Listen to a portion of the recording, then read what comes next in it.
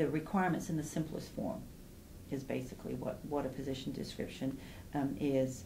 And the supervisor can add and remove or change the duties as the position grows, or as the needs of the mission or the needs of the organization change. So must position description. Well, first and foremost, as with anything, you should always touch base with your HR advisor at your civilian personnel office. But you will get notification of the position. You need to start gathering the facts. What is it you need this position to do? What are the major duties of the position? What are the end results? What are the expectations of this position as it affects, again, the mission and the organization? Well, the position description it acts to explain the purpose of the position, where it's located, and it should identify where the position ties in the section of your actual organization.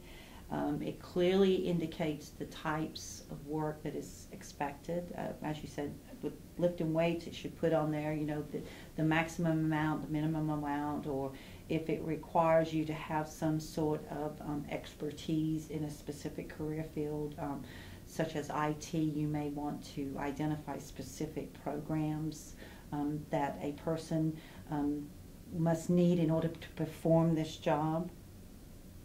And it also identifies the amount of time, the percentage of time a person works in any given area of that position.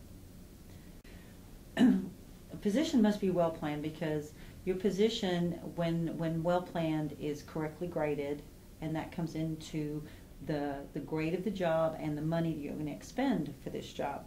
So the responsibilities must be clearly thought out and identified in your position description. It should accurately describe what is expected of the person when they come into the position. If it's a supervisory position, there'll be a percentage amount of time that person would be responsible for supervising their subordinates. If it's a lead position, it would identify their lead responsibilities and then the technical side of their job too.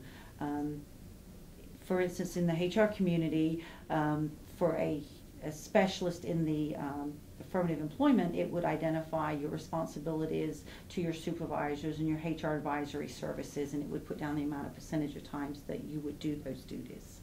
It is the supervisor's responsibility to keep the position description accurate, current, relevant. So, for instance, if you have a position that is identified as a IT specialist in a certain field, but your organization no longer needs that expertise in that field, why would you continue to keep that position written in that manner? You would want to come in and change the position and update the duties relevant to the mission and the job that you want that person to fulfill. There is a wealth of information on position descriptions, not only, again, on the AFPC website, but on the Air Force Manpower website that actually house all the standard core personnel documents, or you can speak with your HR specialist at your local base, who will actually help guide you through this process. You're not alone out there, and they will actually give you the background information and the guidance that you need in order to formulate the correct position description for the job that you're filling.